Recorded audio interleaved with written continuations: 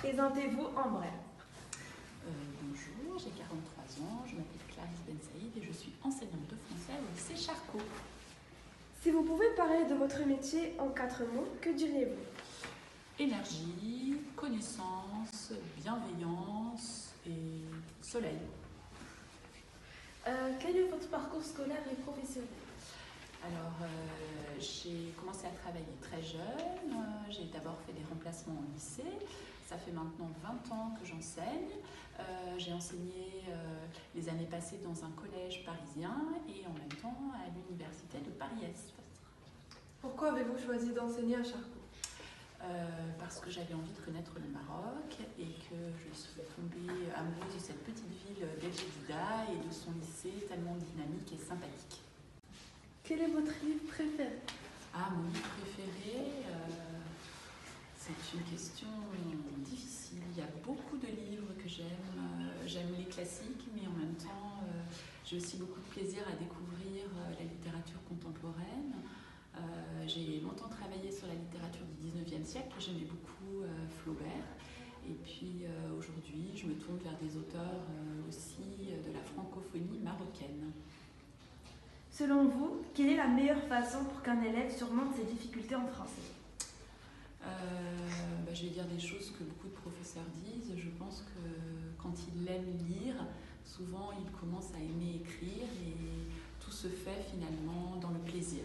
Je pense qu'il faut qu'il ait plaisir à ouvrir des livres, à découvrir de nouveaux auteurs et à se plonger dans l'écrit pour progresser. Pourquoi, selon vous, s'inscrire à Charcot est une opportunité? Pourquoi c'est une opportunité? Parce que c'est une structure qui n'est pas très grande, c'est une petite structure. Les élèves sont très bien encadrés, le personnel est compétent et extrêmement dynamique. Quelle activité avez-vous mise en place afin de s'inscrire en se divertissant? S'instruire en se divertissant. Je vois que mes élèves reprennent des mots de la préface d'Esther, de Jean Racine. S'instruire en se divertissant. Par exemple, j'aime beaucoup l'instant de la citation de la semaine où des élèves apportent en fait une citation qu'ils aiment, d'un auteur qu'ils ont découvert et la font partager à leurs camarades pendant un petit... Quel est votre plat marocain préféré? Mon plat marocain préféré, à vrai dire, il y en a tellement.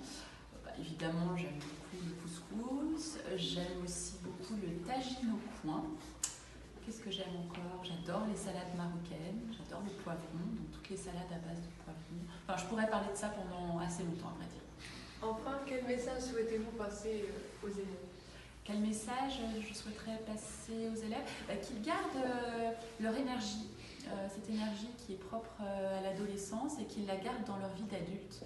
Parce que souvent les adultes sont un peu désenchantés et j'aimerais qu'ils gardent cette énergie-là propre à l'adolescence. Ouais. Bonjour chers amis, en tant qu'élève ayant étudié à Charcot depuis 2005, je souhaite vous présenter le cours de français et peut-être vous convaincre pour que vos enfants y prennent part. Pour cela, notre professeure Madame Ben Saïd est à la fois active et à jour. Elle nous aide et nous prépare aux épreuves de rêve.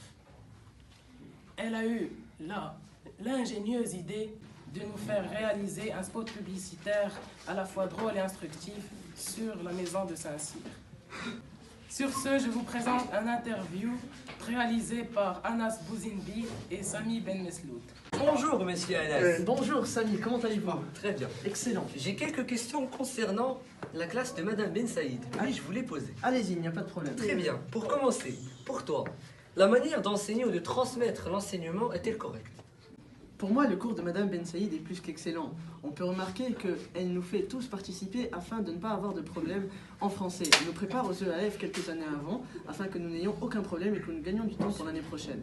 Très bien. Merci. Si tu pouvais améliorer quelque chose dans la classe, qu'améliorerais-tu? J'améliorerai bien sûr notre ordinateur et vidéoprojecteur qui sont de type handicapé. C'est-à-dire qu'ils ne sont pas bien. Je trouve qu'ils dérangent le cours avec leur bruitage.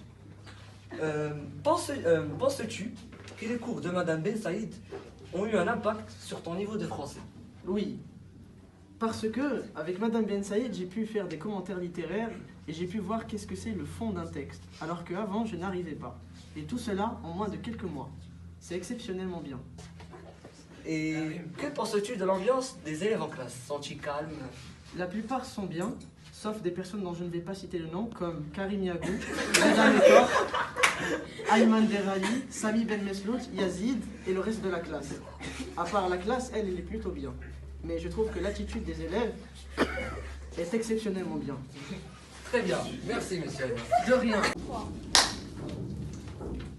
les 5e B, je me trompe, les secondes B, excusez-moi, les secondes B, est-ce que vous pourriez me dire, j'aimerais que vous répondiez à cette question, quels sont les différents objets d'études qu'on va étudier cette année? Ah, Reda, est-ce que tu voudrais bien nous répondre? Bien sûr, madame. Alors, comme le dit Montaigne dans ses essais, il vaut mieux avoir une tête bien faite qu'une tête bien pleine. En effet, le programme de seconde s'appuie sur cette citation.